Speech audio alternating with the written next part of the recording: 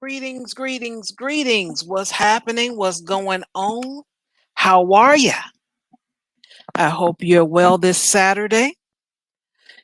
It has been storming in Chicago, and other than the humidity and rain and darkness and winds and yeah, you get the point. It's been a great day. You look outside and most of the day looked like the afternoon or late evening. And now that it's late evening, it looks like it's finally caught up. Now it looks like late evening. How interesting is that? Huh? How interesting is that? Well, other than that, I've been doing pretty well. If you were here has it been 24? Yeah, less than 24 hours ago. We have kind of broke down a few things. And what I realized, just looking around in the YouTube streets, that there are very few channels that have people to come on and answer questions. Really, I noticed that. Now, for my channel, it's supposed to have been that way as well. You know, some of the people that have a letter, and not only do they write in, if someone doesn't mind not being anonymous, then they can come on the show. And I think I mentioned to you guys before that I did have someone once, but he backed out. So it takes courage to come on and answer questions because you have to reflect.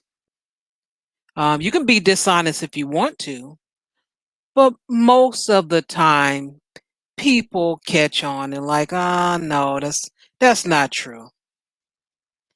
And then that means now there's the judgment. You don't like that. You feel some kind of way. It happens. But unfortunately, if we can get the people to come over and do that, it'll be fine. I'm pretty sure I have never shown that type of behavior of being nasty to a person. Um, and it is joked that I ask questions, but I do that to understand. And I even gave examples. I'm like, if you tell me that, let's see, I don't know, the moon is a triangle. I don't see it that way, but I'm not going to argue with you enough to call you names, do stream about you, stream after stream, make fun of you, and all that kind of stuff. That foolishness. I'm not interested in that. I will ask you some questions so I can understand why you say it's a triangle. If I understand, I do. If I don't, that's fine too. But, we click off. I go my direction and you go yours. And that's pretty much it. The end. I don't have much, I don't know. I care about a lot of things, but as far as being right, eh, that's really not a big thing to me unless it's something that is important. Of course, if it's a misdiagnosis or something, then yeah, I need to I need it to be right. I say, hey, it's my left toe, and you keep saying, no, it's your toe on your right foot. Then I'm like, no, it's the wrong toe. But other than that, it's meaningless. I don't see how people just get on. Well, I take that back. I do understand why people do that. The echo chamber, but more power to them. I don't know. That's their life. I'm pretty happy with mine. So, yeah. So, enough said. Now, you all know what to do. And shout out to the HVMs, my high value mods in the house. Woohoo! All right. So, enough of that being said, let's see, here we go. Okay. You all know what's next. Stand up, put your hands up. Gotta give a great and a warm welcome to our Jamaican Canadian or Canadian Jamaica, however which way you want to say it. But you know what to do. Rise, everybody. Go down there, go down there, go down there, wine and go down there, go down there, go down there. Stay down there, girl. Stay down there. Yes, yeah. I just had to turn off my camera. I didn't even realize my camera was on until like the song started. So I have to go watch the girl do the thing with the legs, right? So I can be like, yeah, go down there. And I'm like, oh God, I see my face. Okay, let me just no, my hair ain't done enough for that. So right? But on that note, lovely Saturday evening to you. Shar, how are you doing today? I am doing well. And you're doing well? You're doing well? Girl, you know I'm always doing well as soon as it's showtime, no matter how I was doing 5 minutes ago. I'm always well. It is like, it's a constant with me. No, you know what? Listen, I've got some great Karens to choose from. Like, I'm going to have to be choosing my cop stories today and my Karen stories because I have so many tabs. Like, there's like 1,000 of them. I got like my Karen section. I got my cop section. I got my other section. Like, I'm just gonna be choosing today. That's what we're doing. Those are my 3 main categories, right? And I'm gonna like play off of Shar a little bit. We'll see what Shar comes with, and try to give y'all a great flow for today. I'm excited. I know there's some good stuff. Y'all are gonna be like, what the hell is going on in the world? Just stay home. That's my advice. Just stay home. Stop leaving. Not worth it. Well, I'm going to let you do your thing with the Karen and Ken, because the police officer that I want to show, if you can really, well, he is officer. I'm just going to make him my Karen. I don't even, I didn't want to have a separate one because the video a little long. I have to stop it, pause it, and I'm like, I'll just do it. I'll just make it be 2 into 1. Okay, that makes sense. I get that. So sometimes honestly, I'm like, I think about it and I'm like, me and Shar should sometimes cross-reference each other, right? Because I have no idea what Shar is coming with, and she doesn't know what I'm coming with. And now I'm like, do we have the same thing? I don't even know. It's scary. Ooh, the excitement. I can't wait. I can't wait for today. It's gonna be a good day. I feel it. But I've always said if we do have the same thing, we both have, something we want to say about it. So okay, that's good. That's true. Why I And look at it. It's happened before too, where we've had the same thing, but we actually had 2 different segments of video. So we got to give y'all double the perspective, and not just within our opinions, but also with actual footage. So that happens too a lot of times. We'll find different things about the same story. So it's gonna be all right. I already know. We got our thing. We got our thing. Yes. It just works. We do what we do. Everyone loves it. Y'all love us, right? Come on. You do. That's why you're here. We love you too. And we appreciate it. Really, really do. Every day. So I'll go ahead and do, because this is kind of long. I'll start off with this IDS, this unemployment thing. Let's see. I don't know if this is the right tab, but I'm going to see. Oh, okay, this is the one with video. I have one with video, and then I have one that I need to read. So let me go to the reading one first, and then I'll do the video because I can make that kind of quick. Okay. Yeah, I can do that. So let me pull that up for ya. All right. Here. Click, and one extra click. Uh-oh. Oh, there it is. Boop. I'm about to say one more click. Got this. All right.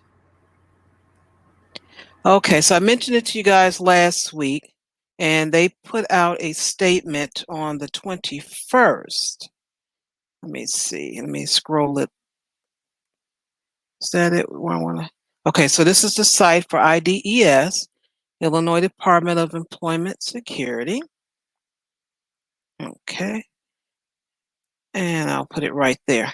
Identity theft related unemployment fraud. Phishing schemes on the rise as federal unemployment programs approach September expiration. Now I I mentioned to you guys last week about this when I first discovered it, and I was really upset about it because 450 million attempts within a 1 week system. Did I say system? I did. 1 week. What word was I just thinking? I'm looking at the thing here, and I just got Period, thrown off. maybe like a Well, period time. yeah, that'll work. Okay, a 1 week period. Someone or some people or whatever it was attempting to get into their system. And I'm scratching my head. I'm like, you know how many times that is? I'm like, that's a lot. I'm like, what is going on? So between the time I mentioned it to you guys Saturday and Friday, I found out that someone I know has been affected by this. And I'm like, what the world? So I listened to what they had to tell me, and they say, yeah, someone had filed the claim already, and they have to show their ID front and back, fax it in, or they can go in the office, and there's going to be a waiting period because they're going to have to, stop everything and get some idea what's going on to make sure that this person isn't lying, and then start their claim. And I'm like, wow. So, knowing someone this has happened to, wow. I'm speechless. But anyway, they came out on 21st and just said, hey, we just need to warn everybody. The Illinois Department of Employment Security is urging Illinoisans to be on high alert for phishing schemes that may be leading to identity theft as international bad actors continue to attempt to exploit unemployment systems across the country. Fraudulent text messages, emails, and social media messages posing as IDES and other state agencies and constitutional offices are being sent to individuals in an attempt to fish for personal identifiable information, that's PII, and other data. Now, again, 450 attempts in their system within a 1 week span. It's ridiculous. And I told you, and I'm not going to go through it again. I told you guys this story about how I felt kind of weird having to go and I was employed. I'm like, what is this? Some new thing. Didn't make any sense to me, but I think it has something to do with it. Now I want to show you the video so that way you can really understand that this just not that simple. I named some of the steps to you guys before, and I'm like, you have to go through something. I'm like, you just don't fill out the application and it's just that. You have things you have to do. So let me bring that up. Now I have to bring the video up. Which one is it? I think it's this one. Yeah, that's you. Okay, so they put this out, instructions just for filing because, last year was the height of the pandemic and they like, okay, so let's put a video out to teach people what to do because they had opened it up to people that weren't under employers. And they like, okay, so if you're a freelancer, now you can get unemployment too. So they came up with this and I thought this is handy. But I want to point out a couple of things so you can understand how it's just not that simple. Very high volumes. Please know that hold times may be longer than usual. After you apply for unemployment insurance, you're required to do a few specific activities every week in order to receive benefits. Okay, so there are some weekly requirements. And I mentioned this, I'm like, okay. And I think I misspoke before. I think I said every 2 weeks, but it's actually every week. And you can't miss a week. That's the other thing. You cannot miss a week. You have to go into this system, which is an entirely different system and password and user ID that is assigned to you. So now that particular password changes every 90 days. So, okay, fine and dandy. But when it comes down to the other system, that one changes every 30. So who and what is handling fraud for one person, two different individual passwords and changing that, as well as this weekly requirement? The weekly requirement I'm speaking of, let me see if I can click to it. It's this particular website, Illinois Job Link. You have to go in there and weekly choose work search activities. They ask you to keep the records, but the records are actually there. So you don't have to print anything out. Uh, but still, you have to do it on a weekly basis. Okay, let's see what else they got here. Okay, then when it comes down to your certification, you have to do that every 2 weeks. You do have an option of on the phone or online as it shows here. Okay. You can get away with that, but again, like I said, in 30 days, that password ends. So how are you going to remember? I mean, what system are these fraudulent people using to remember to change the password? Mm. So it's too much going on here. That's I'm like, something just doesn't feel right, and it has to be some manual labor. It just can't be a program that does all of this. Mhm. And then it has to be a lot of hands on deck. That's the other thing. A lot of hands on deck. So that's just something I wanted to point out, that it's just not that simple to just click and go. Mm-mm.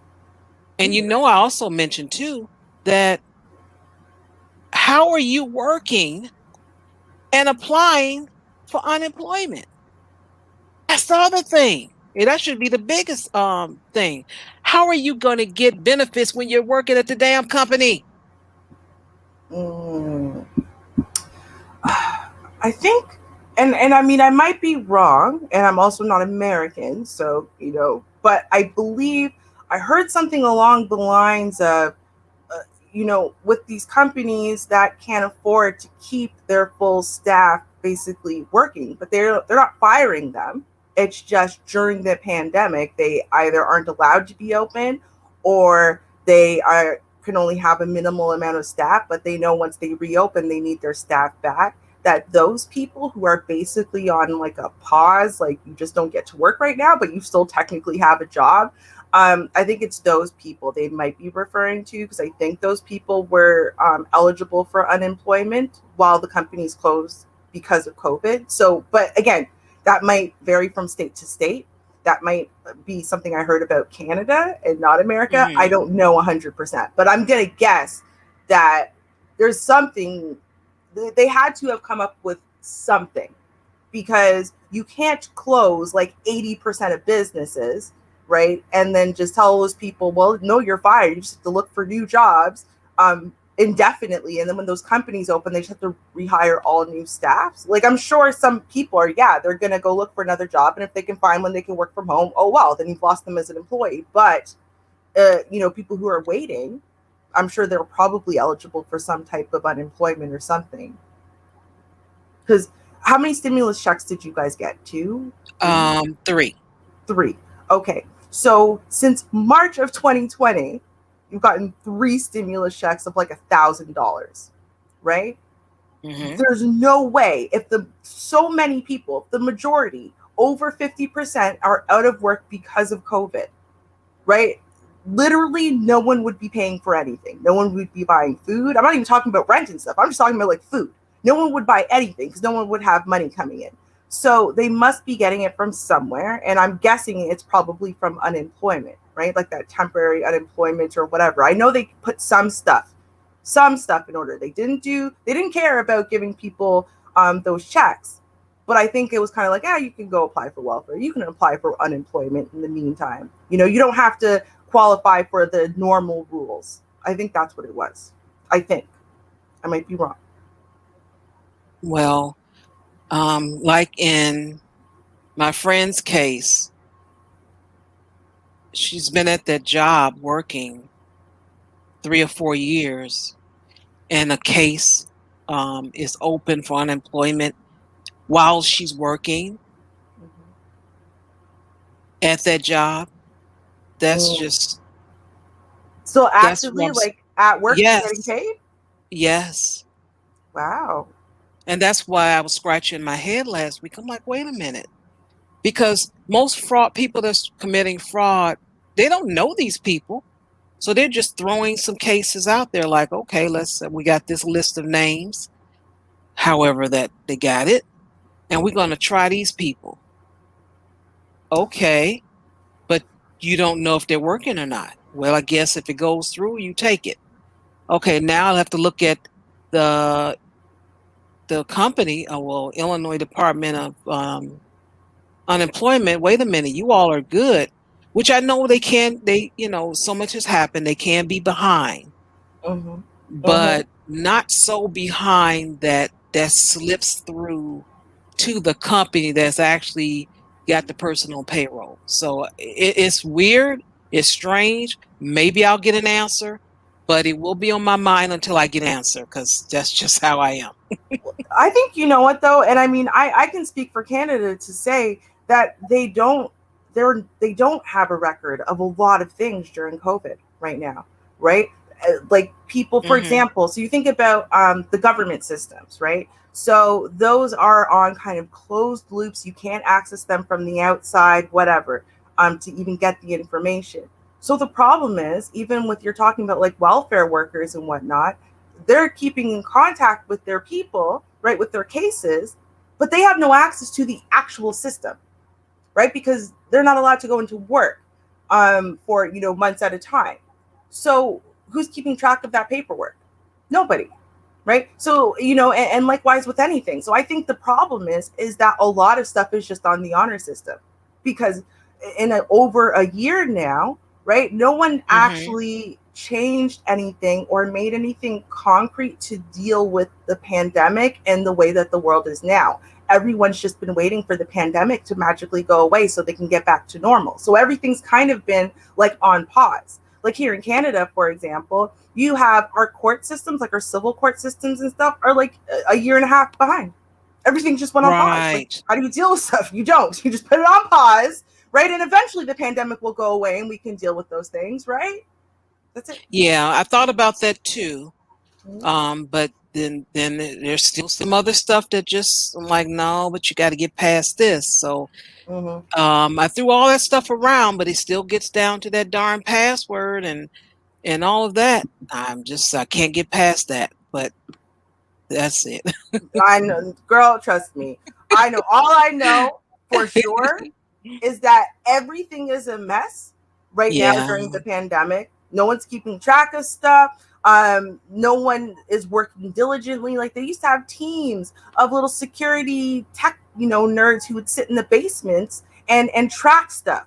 And no, we got someone who's attempting to break through our firewall. Okay, come on, guys, let's do this. But again, remember, that's all in their closed system inside their building. So if you're not inside the building, then you can't do it, and they can't go into work. So nothing's being protected. That's what I said before. How many things of mine have been violated? Like I literally got a pop-up from Google saying I had 90 passwords. That means 90 places that were potentially at risk now because of a bunch of violations. That's what I was saying. Like y'all need to realize that your bank accounts, everything you have that auto stores or you've ever auto stored, has probably been violated, because nothing is being taken care of properly during COVID. Nothing. Yeah. It's very scary. Very, very scary. Yeah. Well, guys, another very scary thing. And I don't know if y'all heard about it or not, but if you didn't, you're going to hear about it now. So, and it's weird because when I first saw the video, right? Because I only saw the video initially, and because this is going to sound so ignorant, but because the girl's hair is blonde, I thought it was a white girl. And then I got to actually see more, and we'll see more today. And if I don't know, it actually is a black woman. And so there's this big bar, and it's called Nellie's. Okay, and Keisha was at Nellie's. She had literally come in with her family, and right shortly before she actually got to Nellie's, they were having some issues with other patrons. I guess one of them looked slightly like her. And so she got the dealing, let's put it that way, that the other patrons should have gotten. Now, this is crazy because, okay, so I understand, listen, I understand. When security's standing at the door, I'm not one of those women who says, listen, when the women start wilding out, they start punching you in the face and stuff, well, you can't manhandle them, you can't hit them back because they're women. I'm not one of those women, to be clear, right? If someone hits you, they're giving you permission to hit them back. I believe that.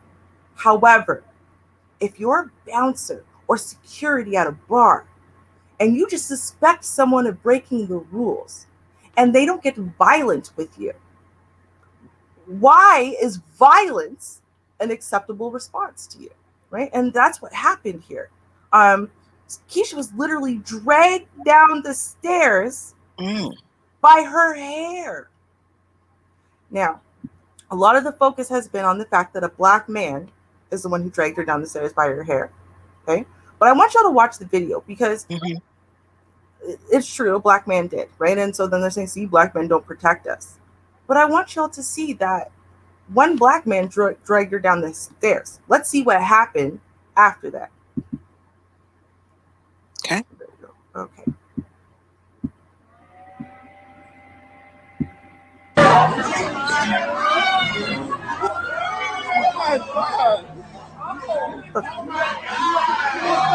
By her hair. One black man, two black men, three black men. Now let her go, yeah.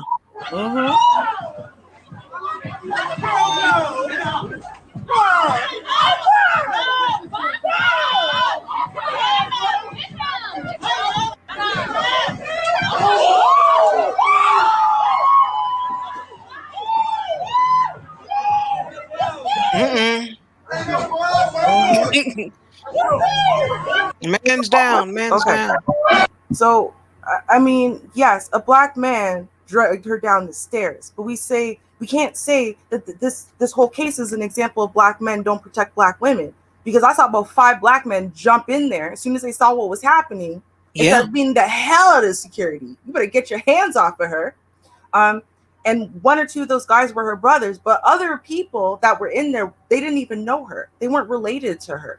They just saw what happened and were like, I don't even know what happened, but you can't be doing this as a response, right? This is absolutely unacceptable. So I want y'all to hear the news account, because in the account, we also get to hear directly from Keisha as well. And we get to hear how Nellie's bar has dealt with this scenario, which I gotta say, I mean, I don't know. Y'all can let us know after we hear this. What else can they do? I don't know. Let's take a listen. Okay.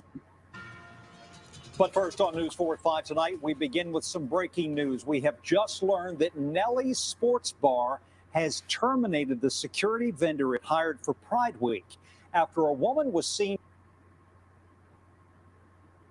being dragged down a flight of stairs by a bouncer. Yeah, in fact, that was some of the video of the incident has gone viral. It prompted these protests outside of Nellie's, and now lawyers are getting involved. They sure are. And News 4's Pat Collins spoke to the woman and attorneys who say she has multiple injuries.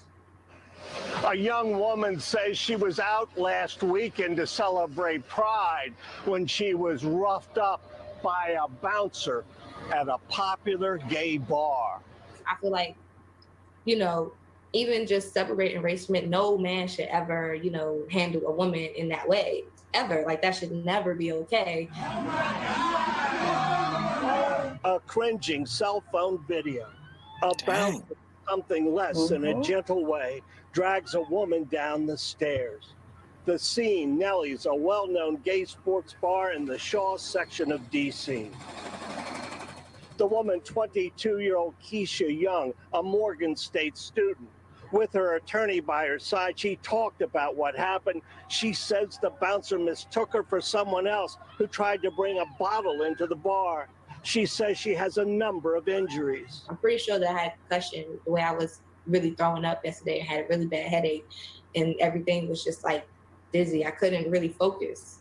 So I'm going to go back to the doctors, but I have bruises all over. It's a tragic incident that happened to her. There was no 911 call for help, no police report, no medic summoned to the scene, but it got the attention of Mayor Muriel Bowser. That obviously entrepreneurs enforce rules in their restaurants, but they're not allowed to assault anybody. Keisha Young has set up a GoFundMe page with a goal of $75,000. She says she needs the money for medical bills, legal fees, and mental therapy.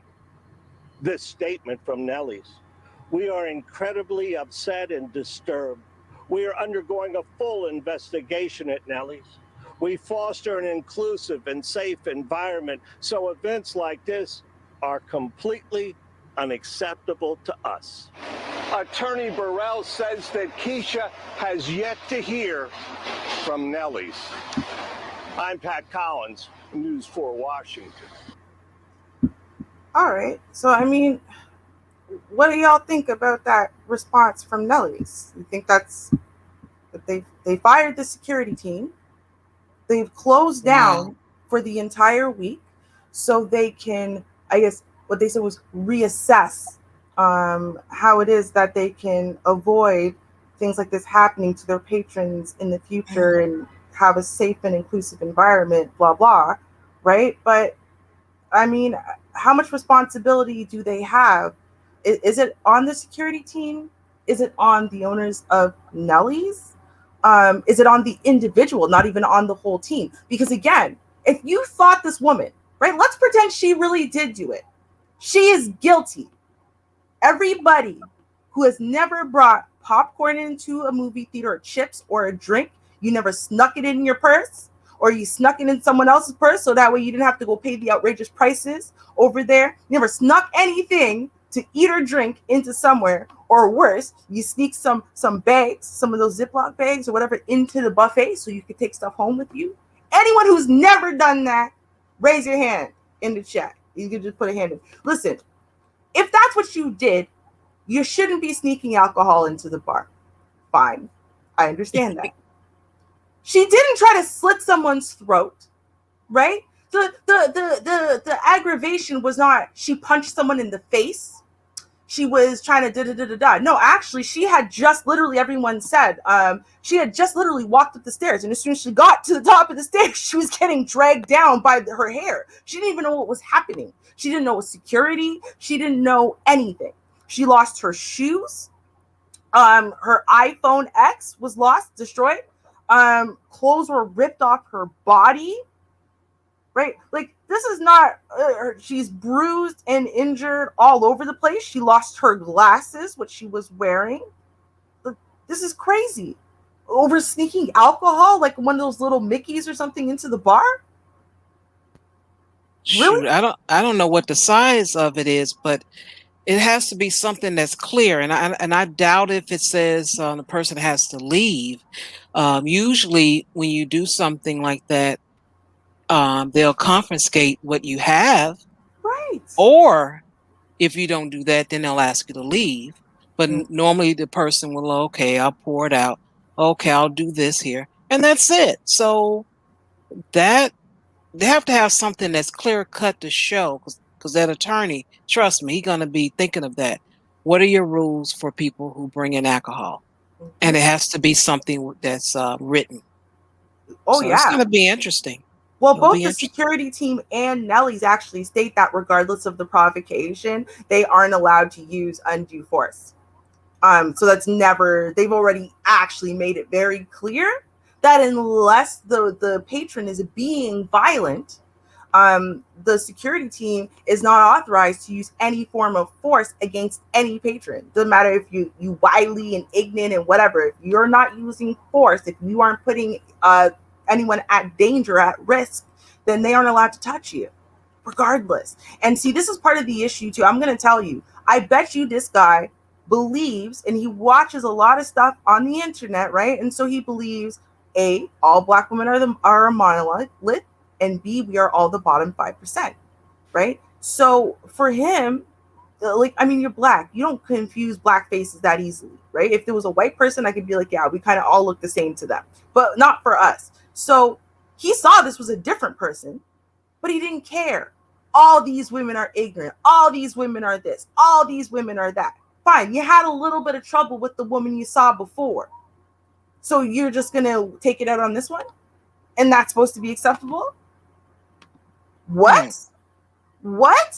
I hope that man, and listen, I don't wish bad things on Black men very often. I don't. But I hope that man, it's not just a little slap on the wrist. I do. Because you know what? The kind of trauma, she was dragged by her hair down a flight of stairs. I want you to process that. Not out a door, right? She was standing there with like a foot. No, down a flight of stairs. No. I hope he gets in a lot of trouble. I'm being real. A lot of trouble. Yeah, I'd love to hear the follow-up on that. Mm-hmm. Okay. This has me heated as well, because, you know, I'm always a person of asking why. And this is one thing I want to know. Lakeshore Drive officially renamed John Baptiste Point de Sable Lakeshore Drive after city council vote. Let me play the video and I'll finish my commentary.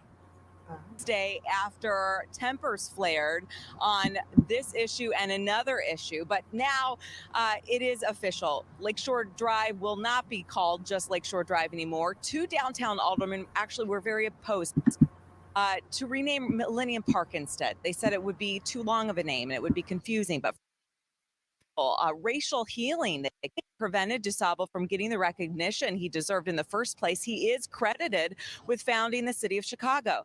Lakeshore Drive had been the name since 1946. This change is going to require some buildings to change their address, but many today praise the move, saying it matches with Chicago, a world-class city that celebrates diversity, and they are grateful. City Council, quote, "So I ask, what's in a name? History, education, pride, healing, racial reckoning, and hopefully unity."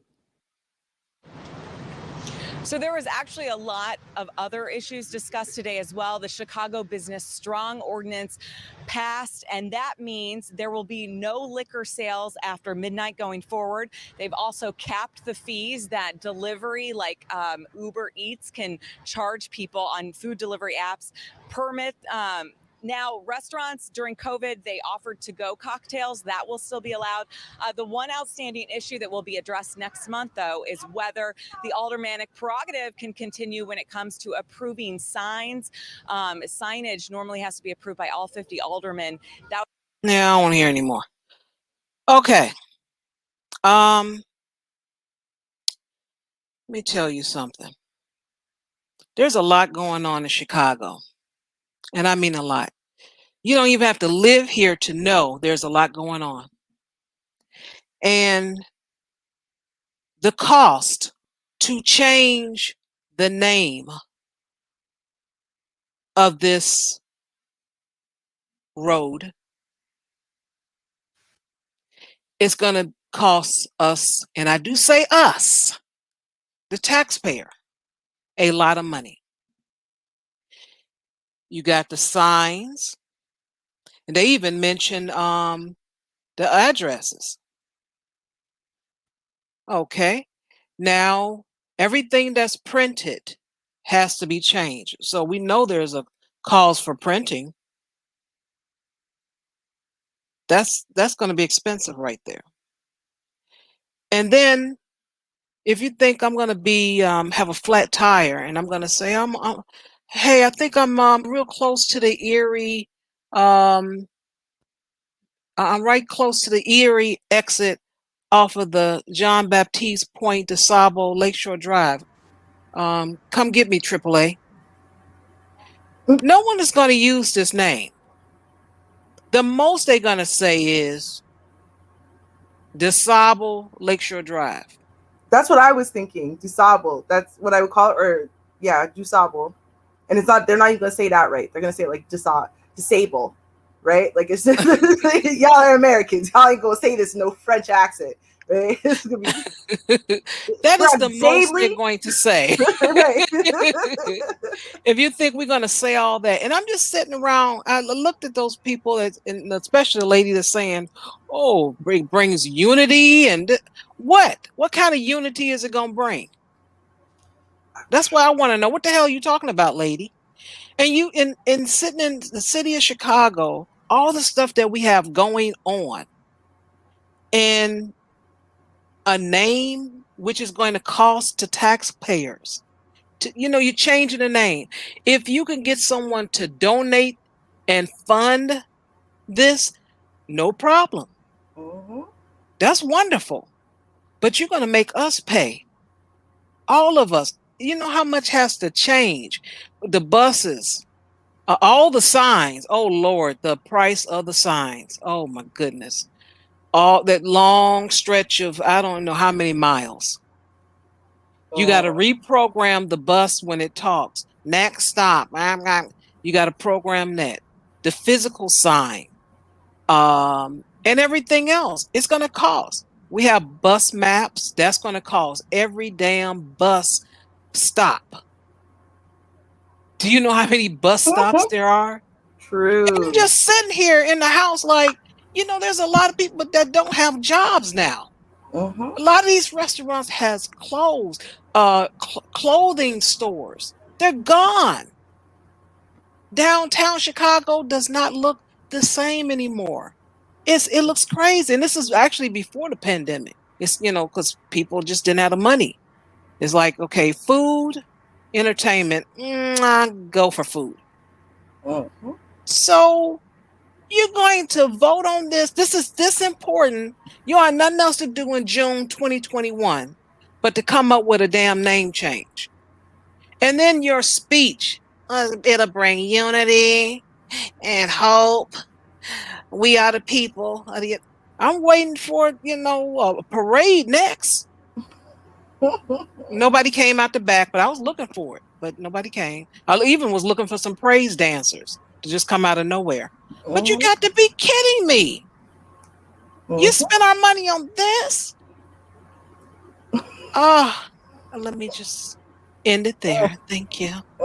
No, you're absolutely right. This is my issue though with most movements and groups and stuff like that, right? Like for all of y'all who hate me for saying no, I'm anti third and fourth wave feminism. It's not the generalized concept of fighting for equality for women and trying to right wrongs that actually exist. It's because it's like people get on a roll and then they start fighting for dumb things that don't make a lot of sense or that would overall be harmful, but they just want to flex, right? Like, why are you changing this street name?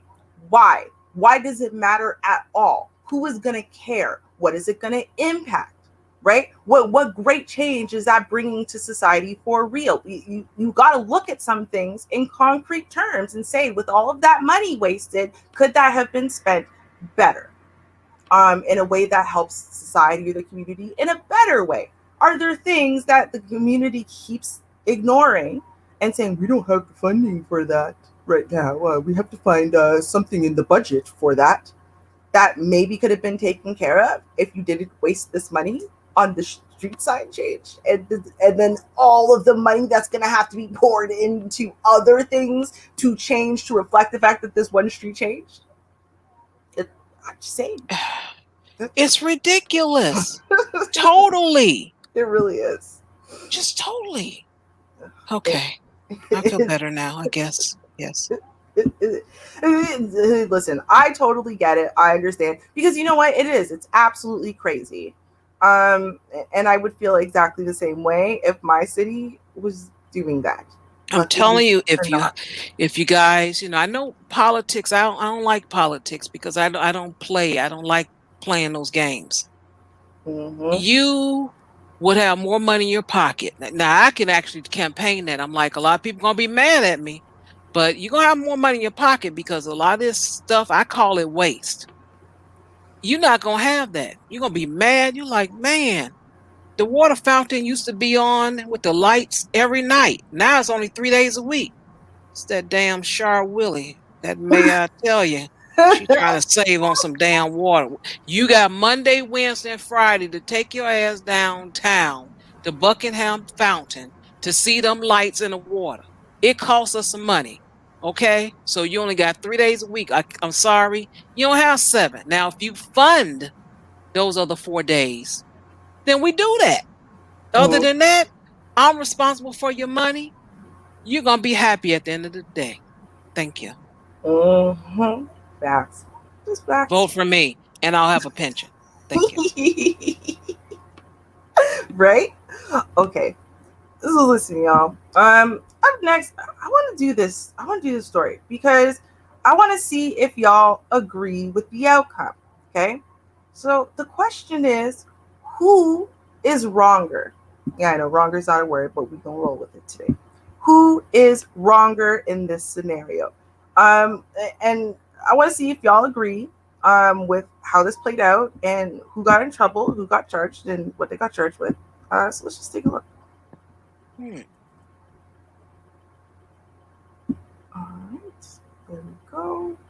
And yeah, shout out to this channel because it's giving us the video that has a little bit more context than the one that went viral. It gives us kind of the beginning, okay? And I'll just tell y'all, basically the one that's been viral out there starts with this guy who runs up on these girls and starts harassing them in essence, right? This video gives us the context of where they first kind of encountered each other. So let's take a look.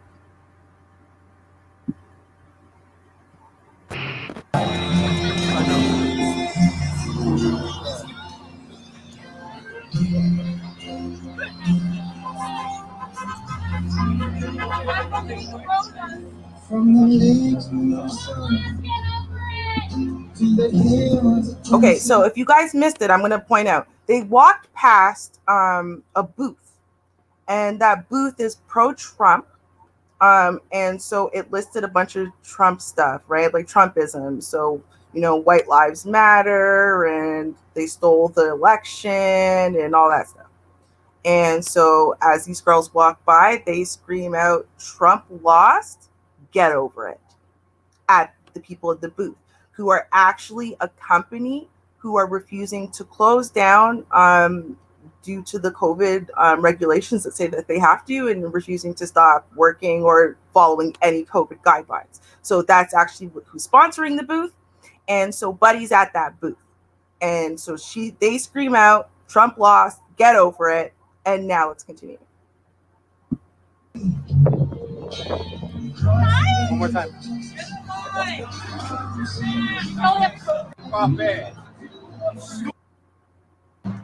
Hey, when you gonna go see? Because that lace money was working. You ain't got. This is actually my hair. Yeah, whatever. You got nigga in your face. Wait, what you gonna do? Oh, now you getting big.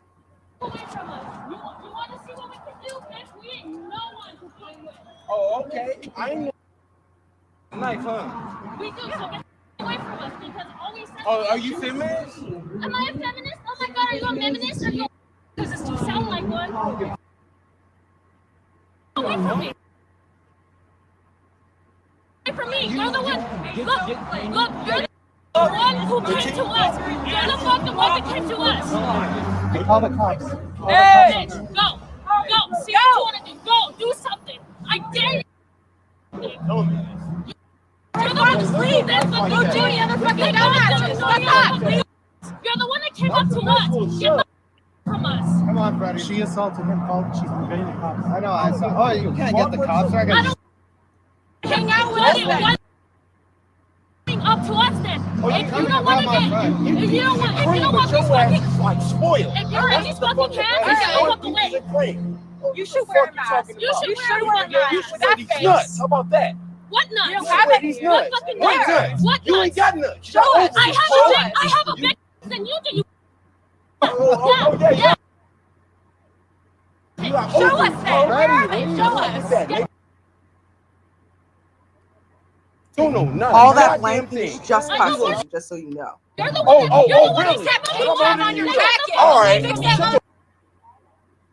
You should away from us. All we did was say, we ran us fucking shoes. So you went. That's what you are. You're a Yeah, my mask is falling out. So She got vaccinated. I'm like, yo, you're gonna get sick. You're You're gonna get COVID. That's why I'm in the fucking hospital. cackling. All right, y'all. So that's the altercation. Okay. And again, I wanted y'all to see it in its full, right? And so that pair of women from Burbank, California were arrested on May 22nd after that verbal altercation escalated and that one woman pulled the knife, right? And so now the video went viral on Reddit, and people have had a lot of opinions. First of all, because this random bystander who's filming by the name of Fred, right? The random bystander who's filming identifies the guy in the video by the name of Fred. But why is that guy filming them? Like, do y'all think that's weird? He's filming them from when they're walking down the street way before they start shouting the insults about the Trump thing. Why are you filming these chicks? Like, don't think that's weird? You don't know them. You're just filming them, and then you start following them. And like, was this initially? I actually thought maybe this was staged, right? Because why is he filming them? It's weird. It just like you just happen to know this was all going to happen. Then this Chiquita pulls a knife out of her bag, and she doesn't even point it at the guy. Like, she just pulls it out, and then it's like pointing to the side, far away from everyone, and she's just holding it like it's like, I don't know, like a brush or something. Just like pull it out, like, and I have a knife, and as soon as he sees the way she's holding it, he's not even threatened anymore. Now he starts advancing towards them again to continue yelling and screaming and hurling insults and whatever, right? So, but they were arrested. And I mean, I don't know. Did y'all see? Should they have been arrested? I mean, arrested? No. Maybe it's something they have for their city. That's some type of law. If you display a weapon. I mean, it has to be something. And then these people that's recording this, they're taunting people that walk down the street to get some footage. That's what it appears to be. So they have something to post. See what I said about women, or whatever their stitch is. I don't know what their stick is. Well, and that's the thing, right? Like, a lot of people are saying, a lot of us were actually very surprised that the girls were booked. The video is obvious. Fred really egged them on. Looking at the video, it's obvious he started the whole thing. He instigated it. So we really were surprised that these girls got treated the way they did by the police. I don't know the laws. Maybe they did break laws or whatever, but it wouldn't have happened unless Fred was kind of harassing them. Honestly, I don't blame the girls. I feel bad. What else were they supposed to do? Right? And I mean, keep going. Well, I mean, and that's the thing though, right? And on one side, right, I got the knee-jerk reaction to be like, yeah, but if that was a white man who had approached you in this very aggressive way and started following you down the street and shouting, insults at you and saying stuff about your parts and whatnot, would you have pulled the knife? But I think they probably would have, and then they didn't do anything with it. It was almost like they got scared and they wanted to show that they're, we're not just little ladies. We can take care of ourselves. So if you're going to try to advance on us further, we've got this knife and we don't know how to use it, but we're going to hold it. Right. And I mean, like, they didn't start slashing at him. You know what I mean? Like, and then eventually she puts it back in her purse, and I'm like, I don't know. If a guy came and accosted me and my friend walking, he was clearly bigger and stronger than both of us together, and I saw venom in his eyes, would I want to pull something out so he knows, like, yo, listen, if you advance on me, this is not going to go well. So maybe don't try to come put your hands on me or whatever. Like, I don't know. I just, they were arrested for exhibiting a deadly weapon, and Gutierrez was booked for battery. I don't know. Maybe I missed the battery part of it, where did she hit him? Did I miss that? Did she actually hit him or push him or something? I don't remember them actually touching at any point. But one was booked for battery. Yeah, right. One was booked for battery. The other one, both of them are booked for pulling out a weapon. I don't know, man. I mean, on one side, I kind of get it, because if we want to stop Karens and Kens and whatever from killing us needlessly, then this would be a good place to start. Right? You're not allowed to just pull out weapons for no good reason. Right? Like, I kind of get it. But at the same time, I'm like, was this the best example of the use of this case? I don't know. But they got charged anyway, so. Okay, well. Okay. Mm-hmm. I will do 2 really quickly so I can squeeze it on in here. All right. And then have my last one after yours, the beginning of the Karen and Ken segment. All right. I kind of feel like I mentioned this, but I'll mention it again if I didn't. Just to let you know that the STD cases are at an all-time high. Yes, they are. So you guys better be careful out there. If you've been watching this show for the past couple of weeks, you've been hearing about folks getting folks pregnant on purpose and all kind of stuff. So you have to keep the Jimmy, handy. Save yourself. You got to be careful. Got to make sure you're all right. So check this out. Sexually transmitted diseases are at an all-time high according to the data released by the Centers of Disease Control and Prevention. There are more than 2.5 million cases of chlamydia, gonorrhea, and syphilis, the most commonly reported STDs since 2019. Now, 2019 has not been that long ago. So that's like right around the corner. That's nearly 30% increase in reportable STDs between 2015 and 2019. The STD caseload has been rising steadily for 6 years. Each previous year was reported as the all-time high for the year before. The sharpest increase was in the cases of syphilis among newborns, which quadrupled between 2015 and 2019. Syphilis can be passed from mother to child. Okay, so you guys, please be careful out there. Just think about all the different stories that you hear, some that we cover, people that you know, a lot of the echo chambers, the 15-hour streams of saying, I got this and I'm going to get that one. I'm going to meet up with this shorty. I'm going to fly over there and get that shorty. Just be safe out there. Please do. You're so concerned about making a baby. Also be a little bit more concerned about the STD part. Just let's lower that. If we lower that, guess what? You'll lower the possibility of becoming or making a single mother. So you will solve 2 problems with 1 condom. Vote for me, everyone. Vote for me. Thank you. Thank you very much. Thank you very much. Sure. Can you highlight Cruz comment from at 8:33 for me, so I guess it's 7:33 for you. It starts with "I don't use rubbers," because this is 7:33. Okay. This is part of the issue in the Black community.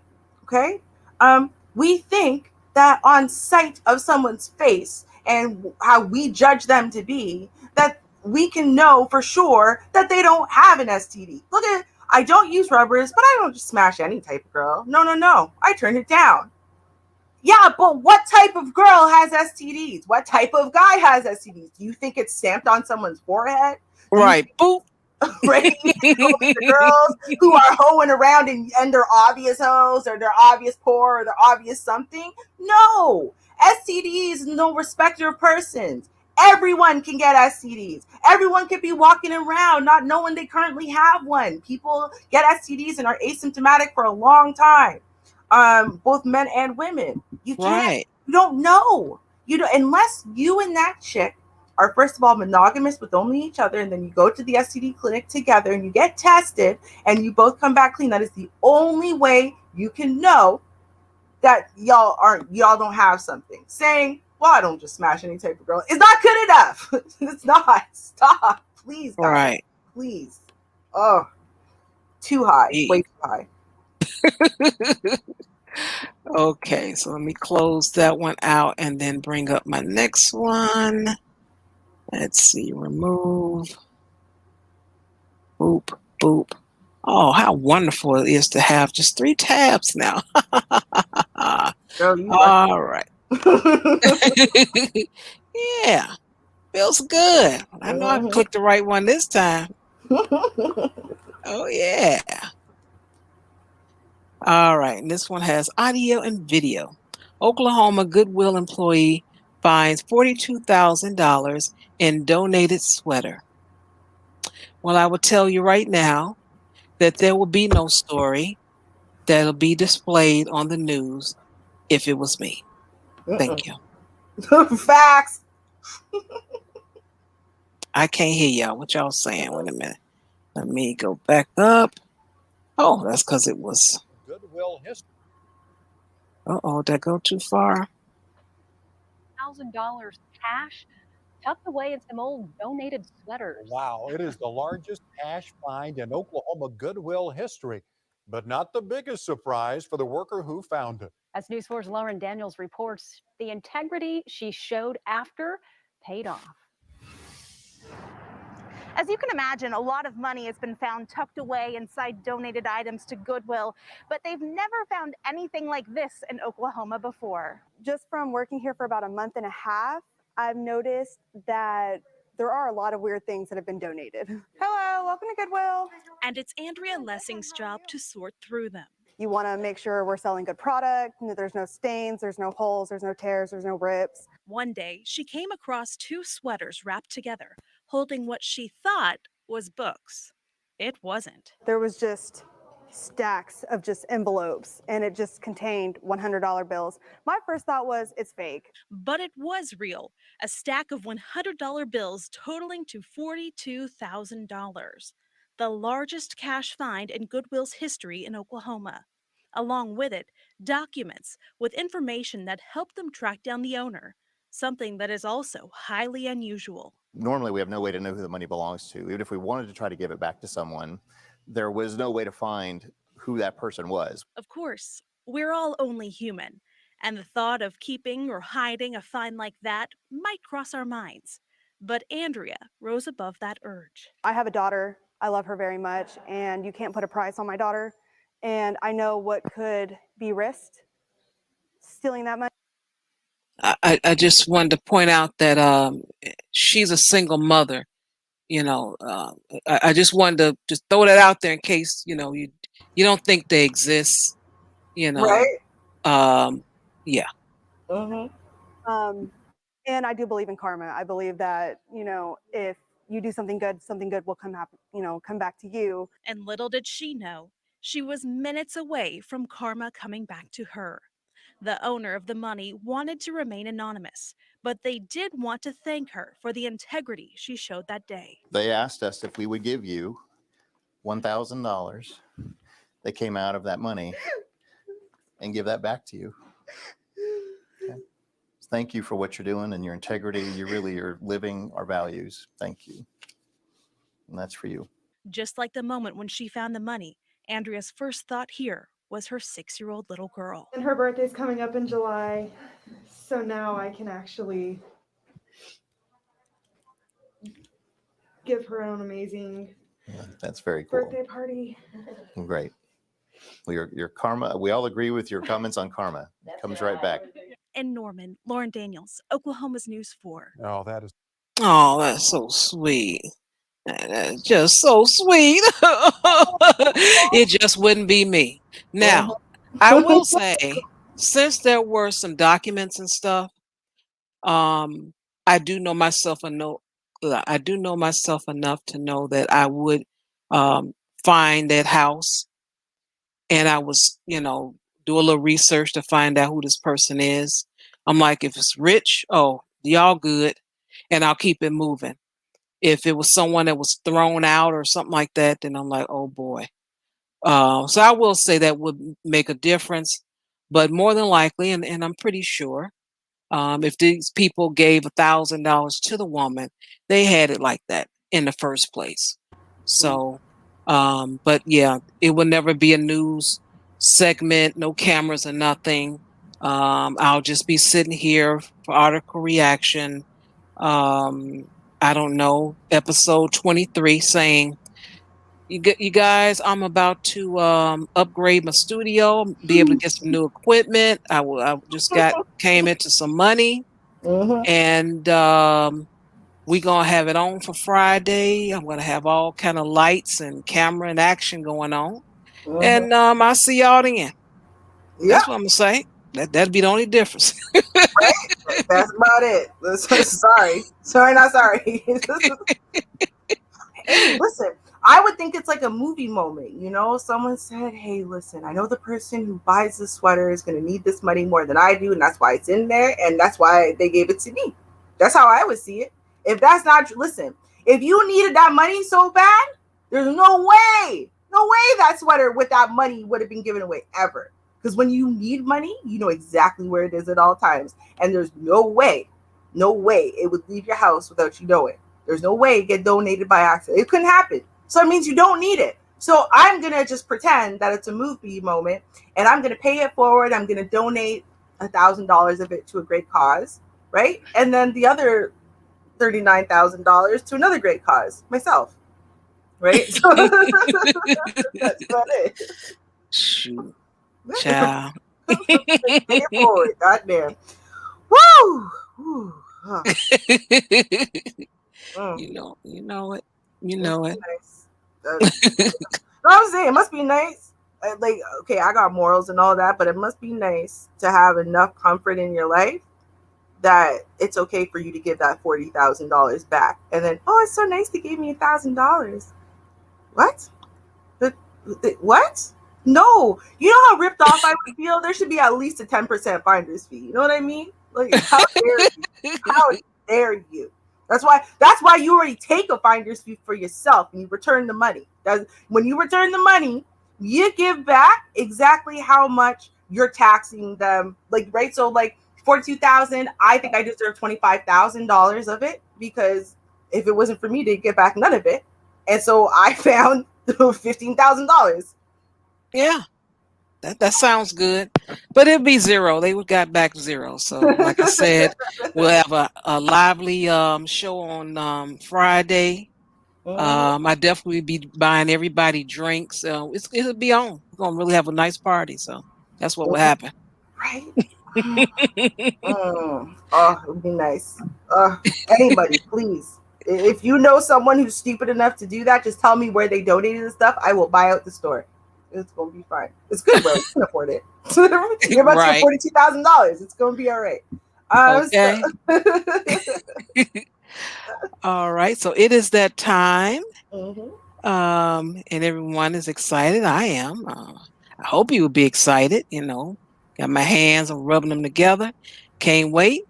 It is the Ken and Karen segment, everybody. Feet away, coronavirus. You are Karen.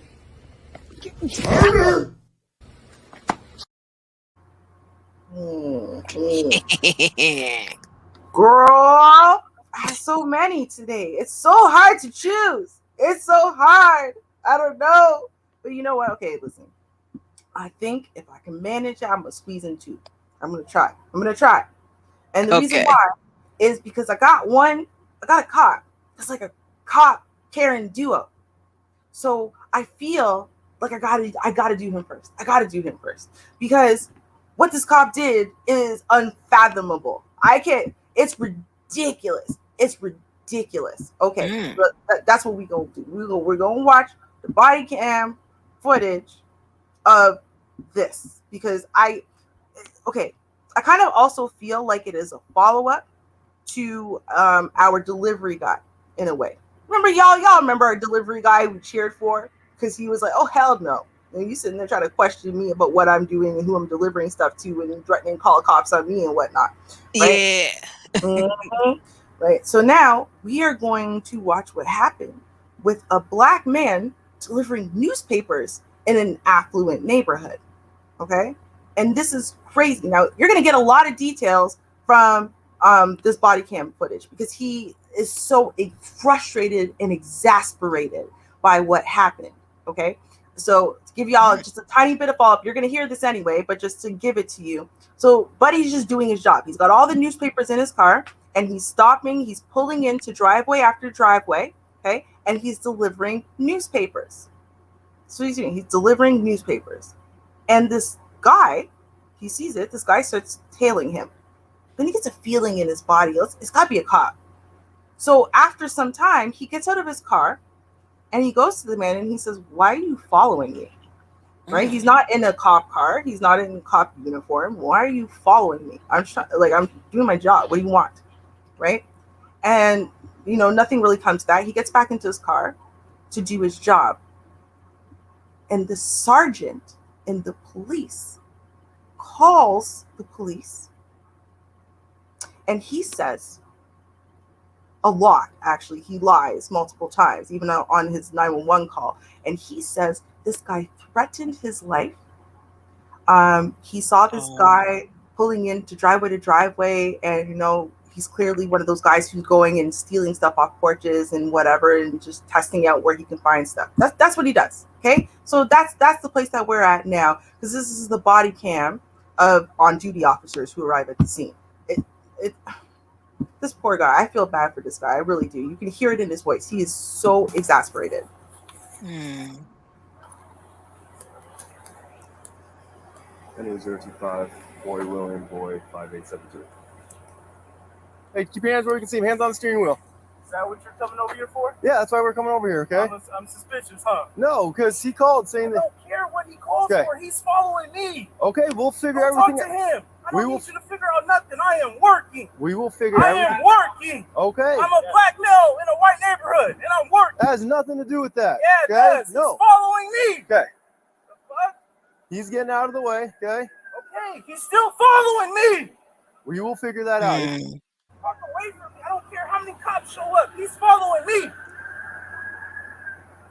Fuck, I don't give a fuck. I know he's a fucking cop. What's up?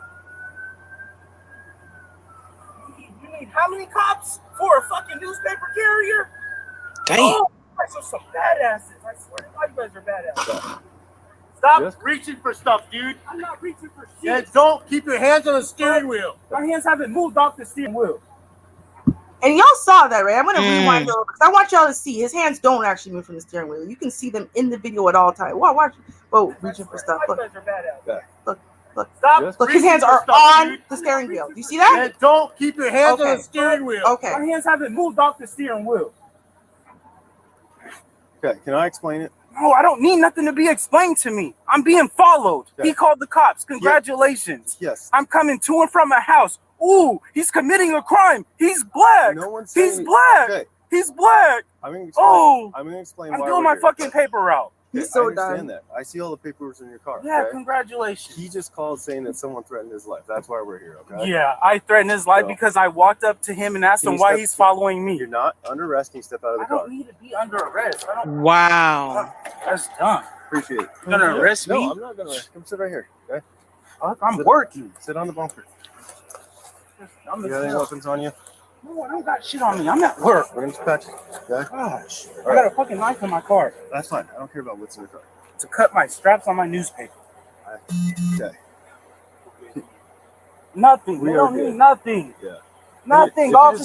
just- if What you are just we wanna here talk for? with- What are we here for? Search my car. There's we're not- fucking newspapers. This is the second time this shit happened to me. What's your first name? Fuck Cedric, all time. Cedric? Okay, Cedric.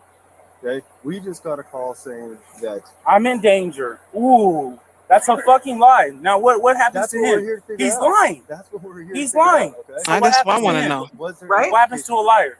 We will figure that out. To get 4 okay? cops here. How many We will- cops cars are here? Cedric. For a newspaper carrier? Cedric. You don't need to talk. This don't make no fucking sense. I'm not under arrest, right? You're not under arrest. Okay, I can go, right? No, you're not free to go either. Why can't I go? Because we're I'm trying not to under figure- arrest. Who's a sergeant? Who's a The sergeant around sergeant's on here? his way, okay? Thank you. Please, Cedric- I'm not under Cedric- arrest, right? Cedric, I'm going back to work, right? No, you're not leaving right now, but you're not under arrest, okay? Do you want me to put you in handcuffs? This is dumb. Right now, I'm Ooh, just... you're gonna put me in handcuffs for what? Cedric. Because I'm talking? Right now, I'm just talking to you man to man, trying to figure out what's going on, okay? It's not a man-to-man conversation. Go talk to him. The one's so in danger. He's in danger. I got weapons. I got weapons. You see how Right? calm I Throw a am? fucking newspaper out. You see how calm I am? Pulled into his driveway? If I pulled into your driveway, I'm obviously your carrier. Cedric. Just talk to me for a little bit, okay? There's nothing to talk about. Okay. There's nothing to talk about. I like him. You guys have Right? over- Ain't he great? He's following me. I told you walked we need up to to his see car this. because he came around Epic. the block again for the 3rd time. I approached him. Why are you following me? Okay. Because I'm a black male in a white neighborhood?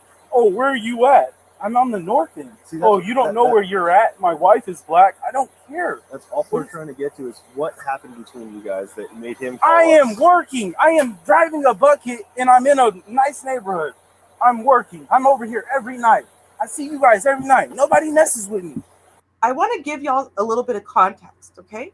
There are more than 40 cop cars right now. What? You're kidding me. The not. whole entire force Yes, there's more than- wasting gas. Oh, I'm Girl, sorry. the whole damn force came out because remember, right? That this sergeant, right? He lied.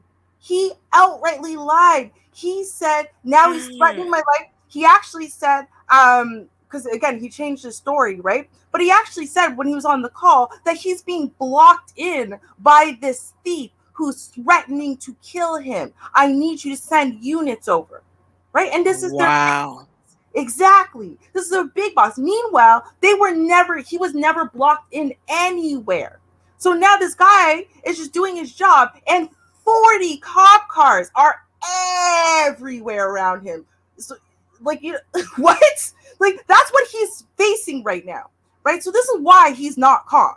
In case someone's like, well, he could have been more understanding. No, why would you be? Are you crazy? 40 cop cars? That kind of response, I'm just lucky. I'm happy they didn't just show up and kill him. I'm being honest. 40 cop cars? The lies were amazingly great for that many cops to show up all at once. It's, But a car that sees a bucket in the neighborhood on the wrong side of the street, throwing a paper out the fucking window, he's suspicious. Oh, he pulls up to another house. He's going to steal a fucking Amazon package off that porch. Check my car. I got 15 Amazon packages in the trunk.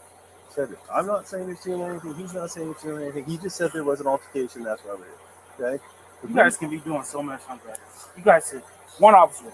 Oh, you're Okay. following a newspaper carrier. I'm going to be 100% honest with you. The reason there's so many cops here is because he's the sheriff. I'm a Who said that sheriff. he I got know it, who he okay? is. I know exactly who said he that someone is. threatened his life. You have no idea who you are. The Okay? sheriff So we he's get it. threatened? Okay? He's so threatened. I knew he was a fucking cop. So I'm over here every night, 6 Okay. days a week. Warwick's home police. He's not our sheriff. Congratulations. Okay? Thank you. So we're totally different entities. We're just trying to figure out what's going on. That's why there's so many people here. Okay. Okay? Right. You're not in handcuffs. You're not in trouble right now. I know I'm not in trouble. I am working. But until we figure everything out and make sure everything's covered, okay, yes, you do have to talk to us. If you don't have to talk to us, It's a big investigation. he's so over it. Big investigation, ain't it? Walk him home. Follow him home. He needs help. He does need help. How many times you gonna look in my car? Ain't no weapons in there. That's a deputy. He just brought you here, so. But what are we searching my car for? There's nothing in there. He's not searching your car. He's just looking for one outside there. Okay. That's all it is. Looking for drugs? Looking for anything? He's Don't so do done. drugs. I just work. I'm just working. It's my work car.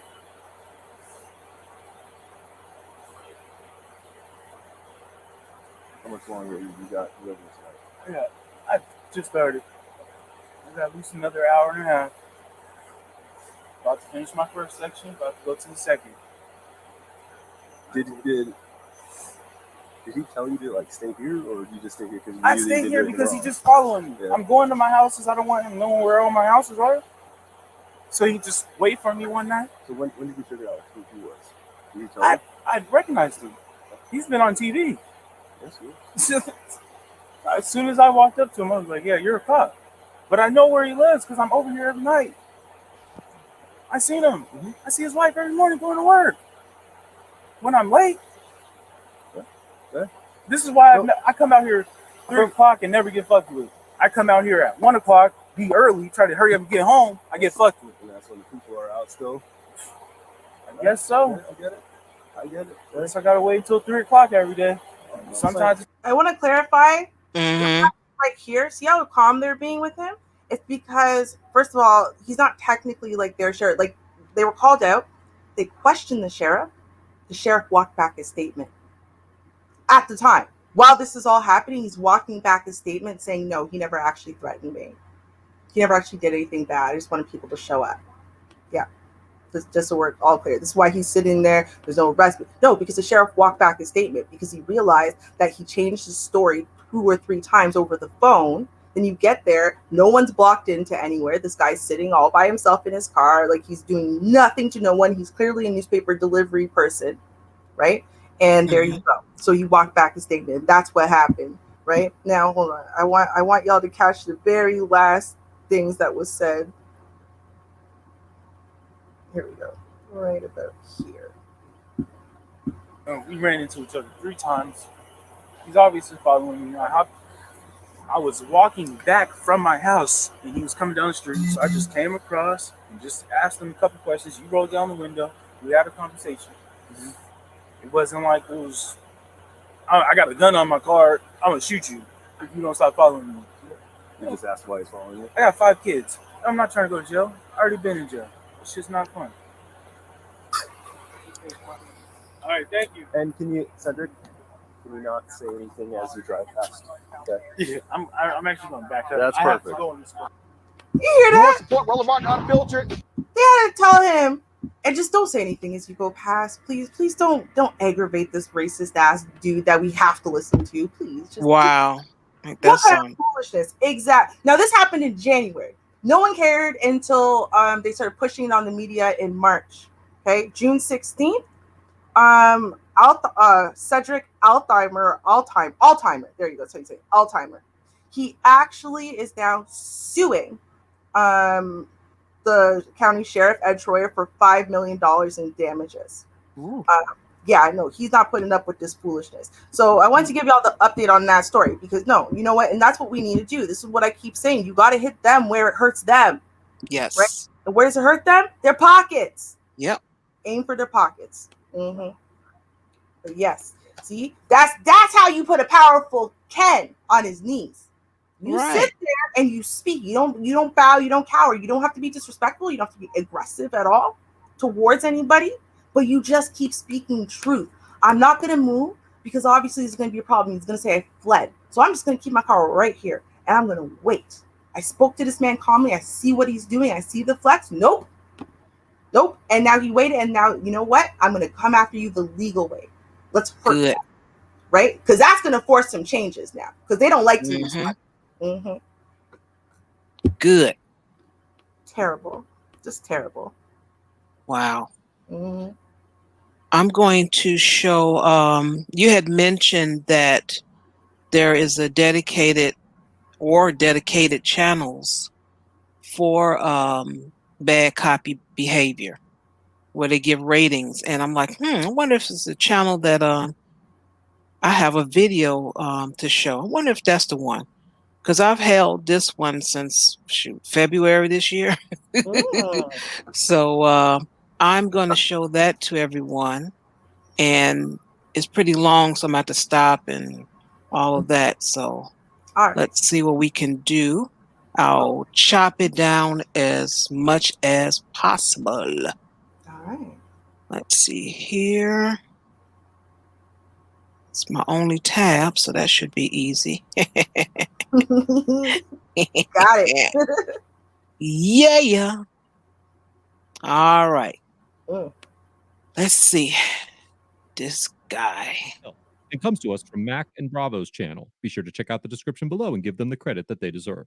Sometime in the fall of 2019, YouTuber, adventurist, and part-time delivery driver Mac Proctor, along with his dog Bravo, were parked in a non-designated parking spot in a private parking lot outside an L&L Hawaiian barbecue in Millbrae, California. According to Mr. Proctor, his vehicle was not impeding traffic, and he only left it there for 2 minutes while he picked up a carry-out order from the restaurant. After Mr. Proctor returned to his vehicle, a San Francisco PD K-9 unit, whose nameplate is partially obscured, approached him about an alleged parking violation. What can be seen on the officer's name tag reads C. Cord, and I was able to locate a public pay log that lists an Officer Carlos Cordova, who was last promoted in 2019. I also found this image of an Officer Carlos Cordova with the SFPD's K-9 unit from July of 2007 that looks strikingly similar to the officer involved in this encounter. I cannot say with absolute certainty that these two individuals are the same officer or that this officer's name is Officer Cordova, but for the sake of clarity, I will refer to him as such for the remainder of this episode. The video begins just after Officer Cordova stopped Mr. Proctor and retrieved his identification and vehicle registration paperwork. All right, Mr. Proctor. That is your last name. Right.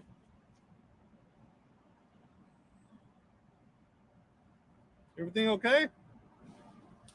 Do I need to answer any of your questions? You don't have to answer anything, dude. Okay. You don't have to. Lucky you stand here all day. I get paid either way. Can you go ahead and finish your job so I can carry on? What's it with the anger, dude? I'm not angry. You're not angry? You always talk to everybody like that? I'm not angry. Oh, okay. I just want you to go ahead and wrap things up, please. Okay. Mr. Proctor asks if he needs to answer any questions, and Officer Cordova informs him that he does not, stating that he can, quote, stand here all day, and interprets Mr. Proctor's unwillingness to answer questions as anger. Despite Officer Cordova's assertion that he can stand and wait for Mr. Proctor to answer his questions, police officers cannot legally extend the length of a traffic stop simply because a citizen refuses to answer questions. In the 1983 case of Florida versus Royer, the U.S. Supreme Court determined that although law enforcement officers do not violate the Fourth Amendment by approaching an individual on the street or in another public place and asking questions, quote, the person approached need not answer any question put to him. He may decline to listen to the questions at all and may go on his way. He may not be detained even momentarily without reasonable objective grounds for doing so and extend the duration of the stop. When it comes to Officer Cordova's claim that Mr. Proctor was angry, exercising the right to silence is not anger. And even if he was angry, he has a right to feel that way and express himself accordingly. With very limited exceptions, the First Amendment protects the right to free expression, including negative emotions such as anger. In the 1949 case of Terminiello versus Chicago, the Supreme Court concluded that, quote, a function of free speech under our system of government is to invite dispute. It may indeed best serve its high purpose when it induces a condition of unrest, creates dissatisfaction with conditions as they are, or even stirs people to anger. While it is unclear whether Mr. Proctor was angry during his encounter with Officer Cordova, all of his speech in the interaction was protected by the First Amendment, and he was perfectly within his rights to express himself. All right, well, you know, I'll give you a break on it, but you know what I'm saying? This isn't a parking spot, okay, dude? You're not giving me a break. You're harassing me at this point. I'd like to leave. May I leave now, please? Well, do you understand? Am I being detained? Yes, you are. Okay. All right. So do you understand why I stopped you? Do I need to answer any more of your questions? You don't have to. Okay. Okay. But then again, I could do this all day too. Okay. All right. So would you like to leave? Mr. Proctor, would you like to leave? Do I need to answer any more of your questions? Hello. No. I'm not the one that's acting this way. Okay. I'm just asking you to do, you know, I'm trying to give you a break here. All right. Officer Cordova informs Mr. Proctor that he is being detained because the location where he is parked is not a parking spot. However, the California Vehicle Code does not regulate most parking violations on private property, with a few exceptions found in Section 22500.1, which prohibits parking in a designated fire lane in a private parking lot, Section 22507.8, which prohibits parking in a space designated for disabled persons without a proper plaque of his physical jurisdiction as a San Francisco police officer when detaining Mr. Proctor, but it does not appear that Mr. Proctor was violating any law for which a citation could be issued. I prefer you just write me the parking ticket and let me go. Right, okay. Oh, okay. All right, dude. I was trying to be nice to you. All righty. Would you hold on? That's being nice. Oh, Yeah. Right. So just let you know what's going on. We're having another guy coming over real quick.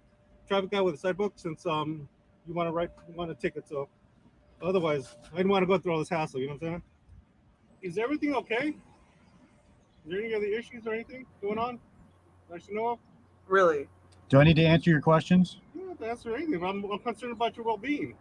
Is there something wrong? Do I need to answer any of your questions? Well, yeah, if there's something wrong, it would be nice, yeah. Do I need to answer any of your questions? You don't have to talk to me. I'm saying I'm just concerned about your well-being. That's all I'm saying. Usually we don't get people hostile. I've not been hostile. Okay. Officer Cordova tells Mr. Proctor that he is concerned about his well-being because he is acting quote-unquote hostile, and implies that Mr. Proctor may be mentally unstable. The mental health training that police officers receive varies greatly depending on the police department and the officer's position. In February 2011, the San Francisco Police Commission established a crisis intervention team work group, which included criminal justice system employees, mental health service providers, advocates, community members, consumers of mental health services and their families, and other city agency representatives. What amount of mental health training Officer Cordova had received, but it is clear that his accusatory questioning of Mr. Proctor's mental status did not help de-escalate the situation. While the National Alliance on Mental Illness does list prolonged or strong feelings of irritability or anger as one of the common signs of mental illness in adults, it is highly unlikely that Officer Cordova could have arrested Mr. Proctor, even if he did believe that Mr. Proctor was suffering from mental illness. For Officer Cordova to legally take Mr. Proctor into custody in this situation, because Officer Cordova did not have probable cause that Mr. Proctor had a mental health disorder or that he was a danger to himself or others. And Mr. Proctor clearly was not gravely disabled. Oh, usually we don't get people wanting a ticket. You know what I'm saying? I'm going through all this. I could be having my lunch right now. All right, dude. Well, we'll be waiting, dude. Hurry up, dude. It's cutting my lunchtime. Hey, Mr. Proctor, can I just give you your stuff so you can leave? Can you? I can, but you're the one. I would have let you go a long time ago. What do I need to do for you to hand me my documents so I can I'll leave? give it to you right now. I just want to know that that you're okay, because usually I don't get people all this. What do I need to do for you to hand me my documents so I can be on my way? You're okay. I don't need to answer any of your questions. Hey, there we go again. Jesus Christ. You know? I'm trying to say that... You're trying to display your power to me right now. I'm concerned. Facts. I would be concerned about human beings. Facts. You have no reason to be concerned about me. So it's okay then. You're okay then. You can hand me my documents and I can be on my way, or we can... Okay. So if I hand you your stuff, you'll be fine and taken off, and you're not angry, right? You're not gonna. Okay, here. I'll tell you what. I'm gonna take a chance on you. All right, here, Mr. Proctor. You got everything's cool. All right. We're blocking traffic here to your stuff. All right. Hopefully, you have a good day. Everything works out for you. All right. Am I free to leave now? Yes, you are. Could you please step away from the vehicle? Yes, I will. Oh, wait a minute. What happened to the guy who was on his way? Officer, Mr. Proctor started his vehicle and drove away from the scene without further incident. Mr. Proctor told me that he didn't file a complaint because he felt a sense of urgency to leave the encounter as quickly as possible, so he wasn't able to get the officer's name at the time. I was in such a big hurry that I didn't even know what his name was. I never got a citation. I'm not a First Amendment auditor, so I didn't think to go, name and badge number, please. So I've even gone back and watched the video and thought, can I just get his name off of his uniform? And I can't really see it clearly. So I was in such a hurry to break communication with him and get on with my day. He was costing me money, that he was willing to go through such great lengths as to have somebody else bring a cite book to him from across town. I was like, this guy's crazy. What is he going to try and do here? Because He's not got some criminal. Overall, Officer Cordova gets an F for enforcing parking violations on private property, unnecessarily extending the length of the stop, and for questioning Mr. Proctor's mental health merely because he chose to remain silent. Officer Cordova's tactic of stalling the progression of the stop because Mr. Proctor did not want to answer questions is exactly the type of conduct that the court intended to prohibit in the Cabayas case. And the courts have concluded multiple times that officers may not extend the length of a traffic stop beyond what is necessary to accomplish the stop's mission. Barring the existence of an exclusive agreement between the property owner and the municipality, there is a high probability that Officer Cordova was not within his authority to issue a parking citation in the strip mall parking lot. And there are also legitimate questions to be raised about whether or not the officer was operating within his jurisdiction at the time. If Officer Cordova had genuinely witnessed Mr. Proctor's vehicle obstructing traffic, then the responsible course of action would have been to inform Mr. Proctor that he was creating an obstruction and ask him to move, not initiate an investigatory detainment in a private parking lot outside of the department's jurisdictional authority. Officer Cordova's unprofessional demeanor and childish exercise of authority tarnish the credibility of his mission to free the parking lot traffic of obstruction, and this type of conduct only serves to erode the public's confidence in their local department. Mr. Proctor gets an A+ for invoking his right to silence peacefully and efficiently, refusing to allow the officer's conduct to affect him emotionally, and maintaining a calm and collected demeanor throughout the interaction. There are serious implications associated with being accused of mental instability, especially if the accusing party is in a position of authority. For most of us, it is impossible to predict how we would react to such allegations, and it is safe to assume that there is no appropriate reaction to be had in that scenario. So true. Right. This poor man. Now, Cordova, whatever the hell his name is, that man makes $129,000 a year at the time of this stop. And he couldn't even write a ticket. He had to call someone else because, again, as this narrator mentioned, this out of his jurisdiction. I always screw that word up. He just have to mess with this man. He has nothing else to do. You're in the damn K9 unit. You all right, sir? Oh, I can do this all day. I ain't got nothing else to do. I make $129,000 a year. I have nothing to do.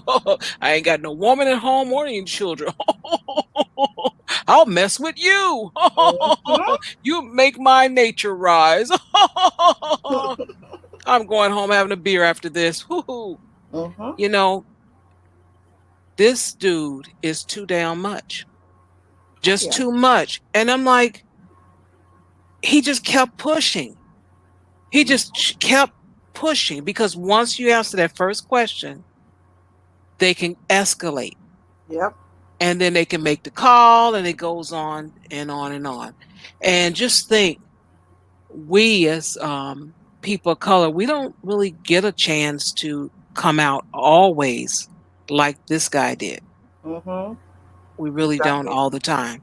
But he was on the money when he said something wrong with the dude. He said something is wrong with him. Yeah, we see. Oh, yeah. Well, see, that's the thing, though, Char. First of all, the cops are used to employing their tactics on young males, normally black males, but just generally young males under the age of 25. And things that young males under the age of 25 tend to lack are both patience, right, and impulse control. And so he's trying to trigger this dude. And, well, you might as well just answer my questions to get this over with.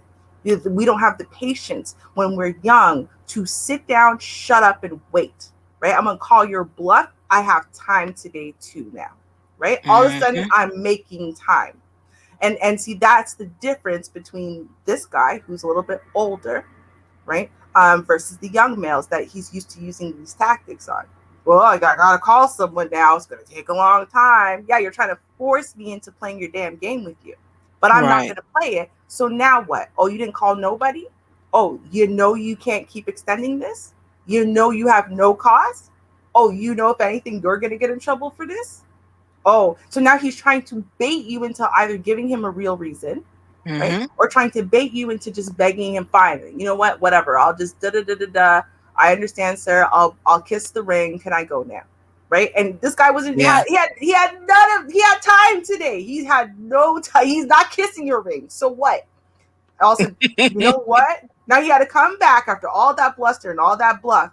I'll just give you back your papers. Yes, you can go. Okay, I'll step away. Like, what? Yeah, act like as if you trying to do something for me. Oh, I was just trying to, I was trying to make sure you were okay. You see that down there? Mama Ruth says, yeah, blue privilege. That's exactly what it is. Blue privilege, right? They have this privilege to act a certain way, even though, again, how many people said abuse of power, abuse of power, abuse of power? They like to play with us like we are toys. They are a cat and we are mice.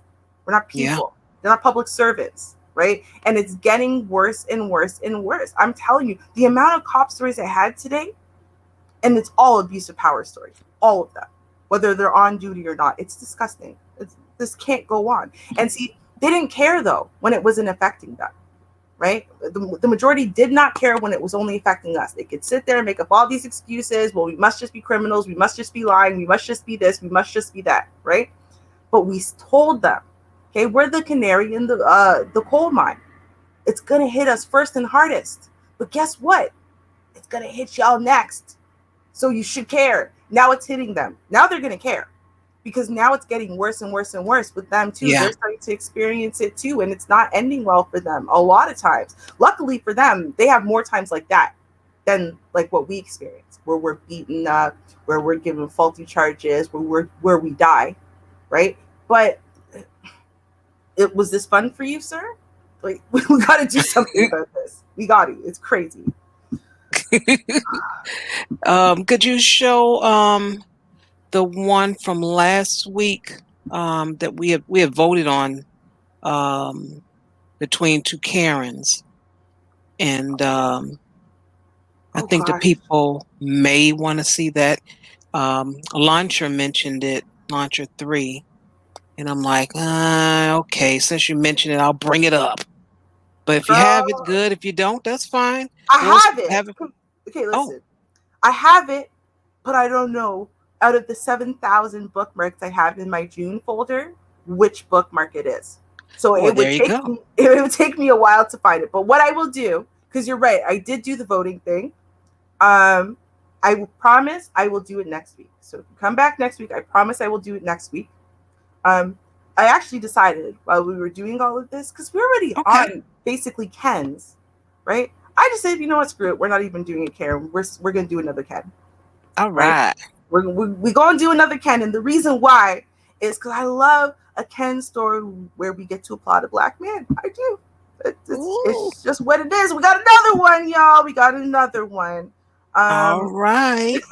So now I love this. Look at that. I applaud this king. If anyone knows his @ let me know. I'd love to follow him. This is him smiling in the Walmart. Look at that infectious smile. Right? Oh. I'm hooking him up with my sister, my cousin, whoever. I love him already. Just those eyes. He's smiling with the eyes. I like that. Okay. So now, this is a still shot of the foolishness. Let's watch the little clip here. Okay. Man, I'm telling y'all, blue privilege, Ken privilege is all the same thing.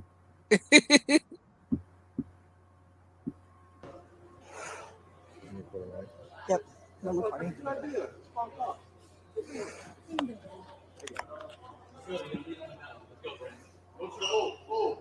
try to fucking go too far and start something, right? Right? You want to see my back kick right now? Call the cops. Let's go. Call cops? Yep, call the cops right now.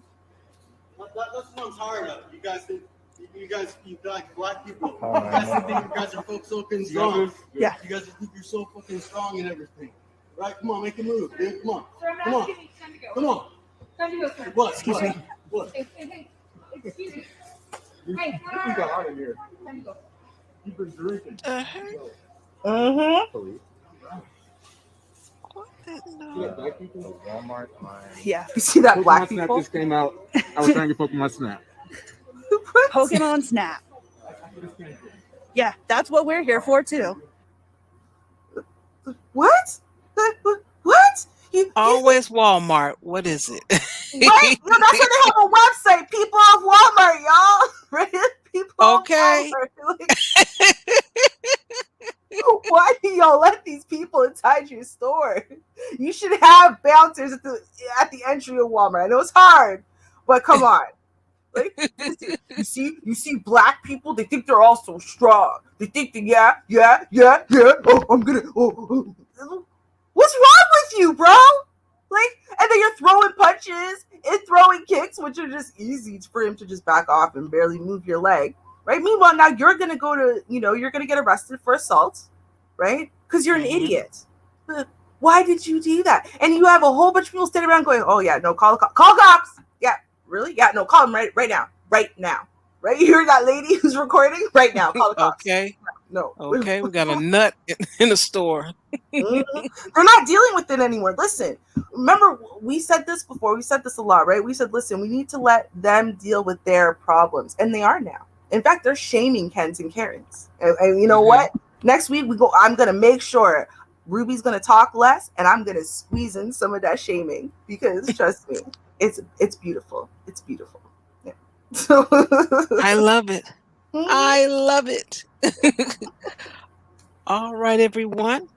Well, I always remind you of Wednesday, Keep the Beat. The numbers are going up, so I don't know if you're listening outside of the listening lounge, but you can be brave and come into the listening lounge and enjoy the gifts, because it's a whole lot of twerking going on in the chat room. I'm telling you, you're missing it. So much fun. Oh yeah, come check it out. And I hope to see you, and if not, it's okay. I hope to see you next Friday, which is Friday will be, let me see, because I have no letters as of yet, so look like we'll be pulling another guy looking for love. And it has been interesting, I must say, because again, as I started the opening of this show, we don't find people answering questions, so it is delightful.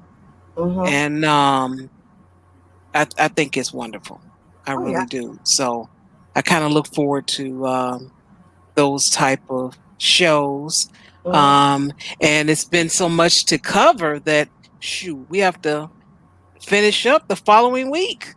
For sure. Wow. Yeah. But you guys, thank you so much for contributing to the channel. Thank you for your watch time, your likes, your donations, your shares. All of that is important, and it is considered support. So until next week, peace. Cheers, y'all. Join Char Willie and Classic Ruby for their radio show, Keep the Beat. They broadcast every Wednesday night at 9:30 p.m. Eastern Standard Time on CRBJ, Classic R&B Jams.